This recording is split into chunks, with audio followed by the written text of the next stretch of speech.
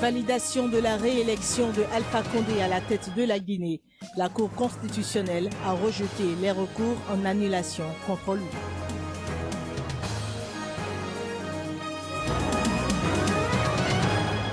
Démonstration de force du parti d'Aung San Suu Kyi en Birmanie.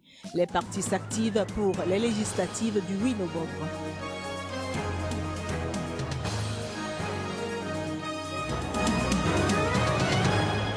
Démarrage d'une vaste campagne de vaccination contre le choléra en Irak. 2200 personnes ont été infectées.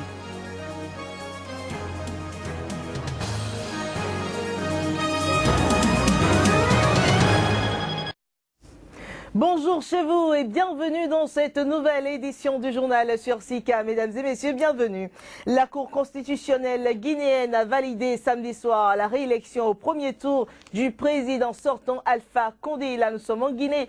L'ensemble des recours en annulation présentés par 3 des 7 adversaires de l'élu a été donc rejeté. La décision a été rendue publique lors d'une audience. Des suffrages exprimés, soit 57,84%. C'est le président de la Cour, Kelef Fassal, qui a donné lecture de l'arrêt en réponse aux requêtes en annulation du premier tour du 11 octobre. La Cour les a toutes déclarées recevables sur la forme, mais les a sur le fond rejetées. Il a été conclu dans chaque cas le constat d'une absence de preuves ou d'influence sur les résultats. Les résultats définitifs par candidat ont donc été énumérés, très légèrement amendés par rapport aux résultats provisoires proclamés par la Commission électorale nationale indépendante. La Cour a confirmé Alpha Condé vainqueur de la présidentielle en Guinée avec un taux de 57,84%. Le résultat de ce soir n'est que la confirmation de cette transparence. Je suis content pour mon camp, je suis satisfait pour mon candidat parce qu'il est le meilleur candidat des 7 ou 8 qui ont concouru. Les différentes missions d'observation électorale, notamment européennes et africaines, affirment ne pouvoir se prononcer sur les conséquences sur la crédibilité de l'élection. Ancien opposant, Alpha Condé est le premier président démocratiquement élu de cette ex-colonie française d'Afrique de l'Ouest, dirigée jusqu'alors par des pouvoirs autoritaires ou dictatoriaux. Au Niger, la coalition de l'opposition nigérienne et de la société civile regroupée au sein du Front patriotique républicain a organisé dimanche à Niamey une marche suivie d'un meeting à la place de la Concertation. Plusieurs dizaines de personnes y ont pris part pour exiger des élections inclusives, libres, honnêtes et transparentes. Nous y reviendrons plus tard dans d'autres éditions. Puis le Burkina Faso a rendu hommage samedi aux victimes de l'insurrection populaire du 31 octobre 2014. Insurrection qui avait entraîné la chute de l'ancien président Blaise Compaoré après 27 ans au pouvoir. À cet effet, les blessés et les proches des victimes se sont exprimés. Ça fait 1 an aujourd'hui, une année qui s'est écoulée comme toutes les autres années, mais une année très longue pour nous les blessés. Oubliés, abandonnés, négligés, nous sommes tristes, nous sommes frustrés, nous sommes déçus. Après une année, jusqu'à présent, il n'y a pas encore eu de justice pour les martyrs de l'insurrection populaire. C'est ce que nous déplorons le plus. Il n'y a eu que 5 dossiers qui ont connu un début d'instruction. Une instruction, je dirais, timide. Et nous sommes sceptiques quant à la volonté politique réelle de faire la lumière sur ces crimes-là. Et parlant toujours de la commémoration de l'anniversaire de l'insurrection populaire au Burkina Faso, le président Michel Kafando a lui aussi rendu hommage aux victimes. Et je voudrais rassurer le représentant de l'association des blessés que certes ce que nous avons fait peut sembler insuffisant, mais je prends l'engagement au nom de la transition que la transition ne s'en ira pas sans consentir un effort supplémentaire en faveur des blessés. Martyrs de l'insurrection et de la résistance populaire, nous sommes fiers de vous. Blessés de l'insurrection et de la résistance populaire, tranquillisez-vous, nous ne saurions vous oublier. Les jeunes Togolais sont impliqués depuis 2011 dans les actions du développement de leur pays et ceci dans différents domaines. Ils sont mobilisés à travers le programme national du volontariat. Plus de précisions sur ce projet avec Omar Agbangba. Il est le directeur général de l'Agence nationale du volontariat au Togo. Eh bien, nous reviendrons prochainement donc sur cet élément. Ce journal se poursuit. On met le cap à présent sur la Somalie pour dire qu'en Somalie, au moins 12 personnes ont été tuées dimanche dans l'attaque d'un grand hôtel de la capitale Mogadiscio. L'opération a été perpétrée par des islamistes Chebab. Ces derniers ont utilisé un véhicule bourré d'explosifs pour se frayer un chemin à l'intérieur de l'établissement. Reportage. L'hôtel Safi est fréquenté par des parlementaires, des fonctionnaires et des hommes d'affaires. L'attaque qui y a été perpétrée à l'aube a été revendiquée par les insurgés Chebab affiliés à Al-Qaïda. Des témoins ont attesté avoir vu plusieurs corps de personnes situés dans une première explosion. Un minibus rempli d'explosifs aurait été lancé sur le portail de l'hôtel. D'intenses échanges de coups de feu et d'autres déflagrations auraient ensuite été entendus. Les Chebab, qui luttent pour renverser le gouvernement somalien, ont déjà mené par le passé plusieurs attaques contre des hôtels de Mogadiscio. Ils recourent à des véhicules remplis d'explosifs pour ouvrir l'accès à des assaillants vers l'intérieur d'un bâtiment. Les Chebab, chassés depuis mi-2011 de Mogadiscio, puis de leurs principaux bastions du centre et du sud somalien, contrôlent toujours de larges zones rurales. De là, ils mènent des opérations de guérilla et des attentats suicides. Cette semaine, le président somalien a demandé aux Chebab de se rendre. C'était alors que des informations ont fait état d'un changement d'allégeance de certaines factions qui auraient quitté Al-Qaïda et seraient désormais affiliées au groupe État islamique.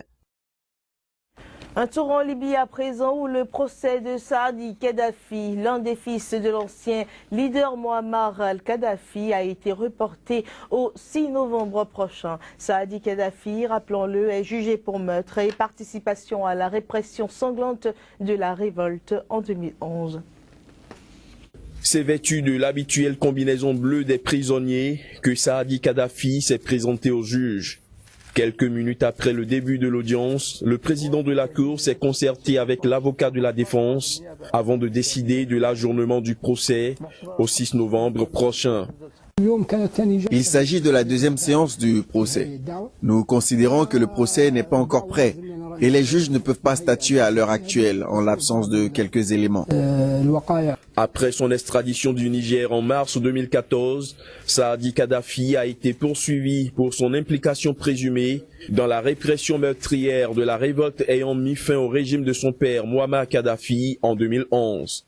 Il est aussi accusé du meurtre en 2005 d'un ancien entraîneur d'Al-Ittihad, un club de football de Tripoli.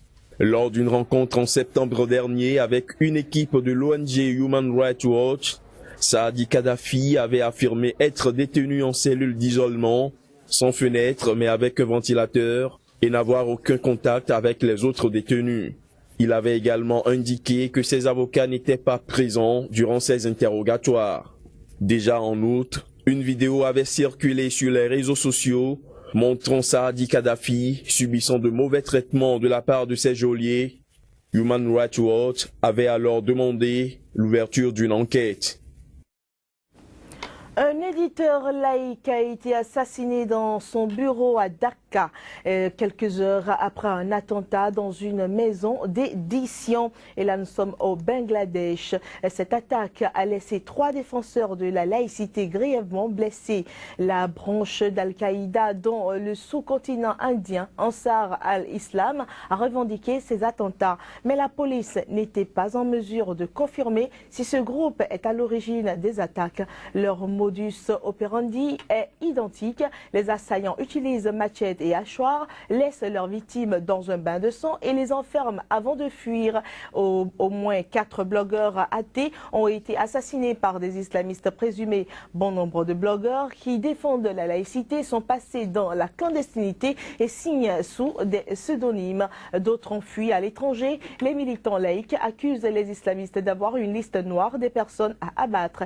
Et donc, des personnes ont manifesté contre ces violences. Le 8 novembre 2015, date de la tenue des élections législatives en Birmanie, le climat est tendu à l'image de la fragilité de la volonté réformatrice, quand bien même la démocratisation du pays se poursuit. L'élection du 8 novembre constitue un test après 53 ans de dictature. La dirigeante de l'opposition birmane Aung San Suu Kyi a appelé dimanche ses partisans à la vigilance, une règle d'or nécessaire pour empêcher les fraudes lors des prochaines élections. C'était lors d'une démonstration de force qui a rassemblé des dizaines de milliers de personnes à Rangoon. Le parti de l'opposante est donné favori des législatives du 8 novembre. Il s'agit des premières élections libres depuis plus d'un quart de siècle dans un pays longtemps gouverné par une junte militaire. La campagne s'est globalement déroulée dans le calme jusqu'ici, même si la LND doute de l'honnêteté de ses opposants. 30 millions de Birmans sont attendus aux urnes pour remplacer les représentants des deux chambres qui devront, dans quelques mois, élire un président. Plus de 93 partis politiques différents sont en lice. La constitution actuelle empêche cependant la prix Nobel de la paix de devenir la présidente du pays ayant été mariée à un étranger. L'Irak a débuté une vaste campagne de vaccination pour enrayer l'épidémie de choléra qui a infecté plus de 2200 personnes. L'information a été donnée dimanche par le ministère de la Santé. La campagne se concentre sur la vaccination des populations déplacées par des conflits, notamment la guerre contre le groupe État islamique.